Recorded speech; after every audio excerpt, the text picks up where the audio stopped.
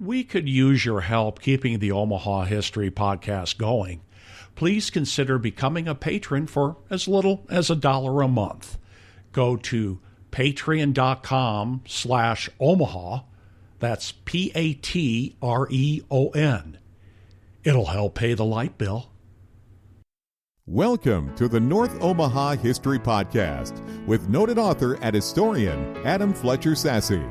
Each week, Adam takes you on a guided tour through Omaha's dynamic past.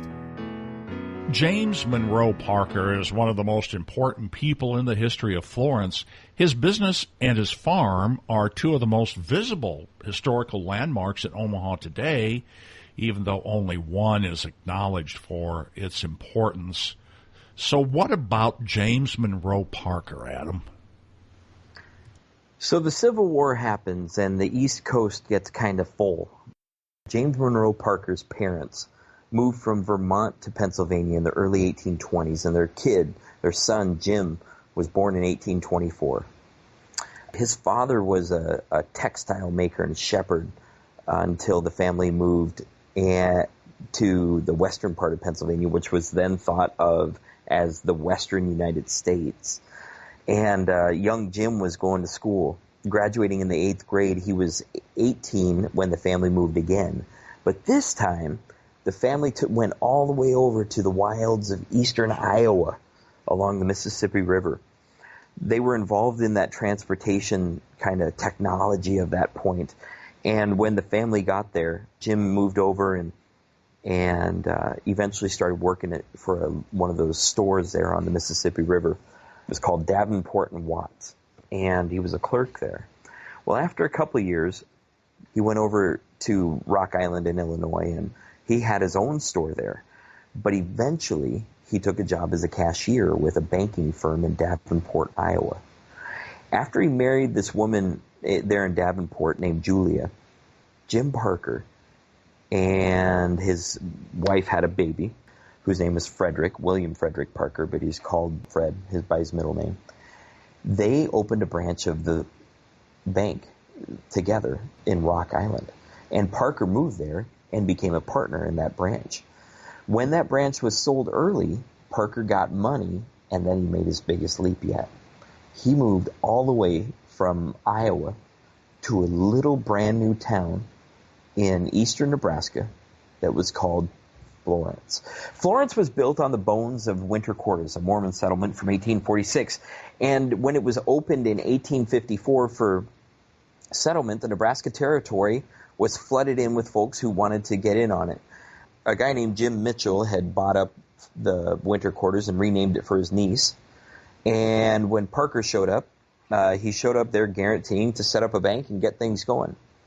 So Jim Parker built a bank, and it was called the Bank of Florence. In 1856, the Nebraska Territory legislature approved that bank, and it got rolling with John Cook and George Sargent owning it and Parker as a partner.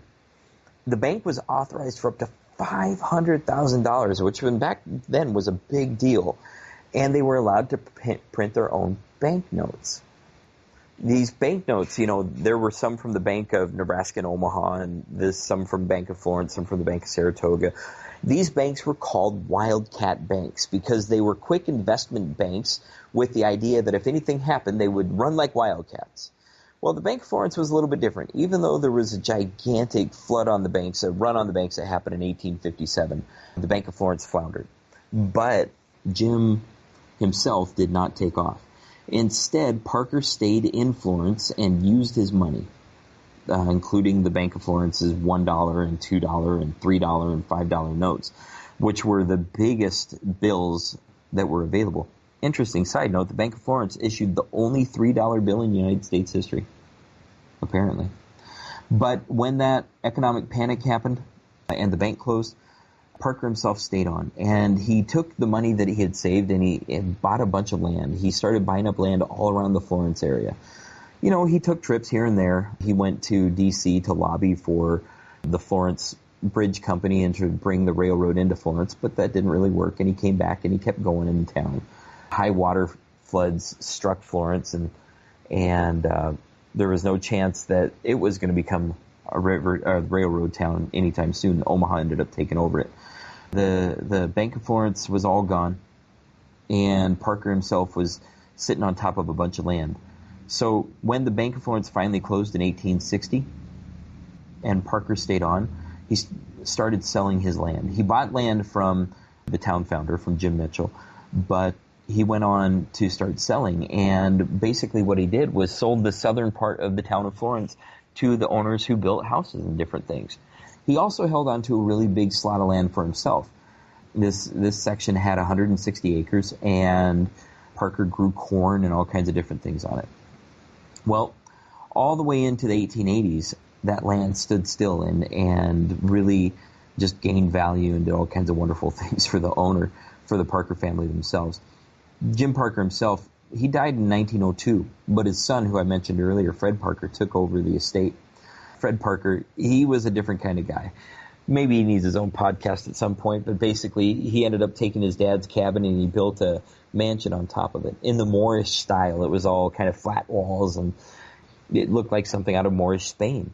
But he made it into an art gallery, an art studio, and brought artisans from Omaha and all over the Midwest and welcomed into his home. He put them up, and man, they must have smoked a lot of opium and made a lot of art, because there are rumors of that place being just filled with this kind of bohemian spirit from the Moulin Rouge and that kind of era in the 1890s and early 1900s. Anyway, the son, Jim Parker's son, Fred, eventually sold off a lot of his dad's farm after his dad died in 1902. George Miller, Dr. George Miller, bought a part of it, and that part of the Parker farm became Miller Park. Another part of the family farm became what we call Minnelusa Historic District today. Fred Parker himself used all of that money in order to fund his lavish lifestyle of opium and mansions and traveling around the world and looking at art and making art and all kinds of stuff there. The family mansion was up Vane Street from North 30th Street, and it stood from, Jim Parker himself had built the early cabin there in 1860. But by the time that it was a mansion in the early 1900s, it stayed all the way through 1956 before it was bulldozed. The Parker farm was mostly dismantled by 1902 when Fred Parker had sold it off, and there was no real sign of it anymore today. Jim Parker himself, the legacy that he left behind, I mean, he was part of the Bank of Florence. He was part of the Florence Land Company that sold all that land to the town settlers. He was part of the Florence Bridge Company that lasted for the year when he went out and advocated. And super fascinating guy with a big, big history. You know, Parker himself ended up dying in Florence, as it were. Even though he took up international travel like his son after him, he really felt an allegiance to Florence. When the mansion was gone, and when Parker had been long dead, Florence kind of forgot about him and the things that he had really left behind. But it's important to note that even today, you can go and see a couple of pieces of the legacy of Jim Parker.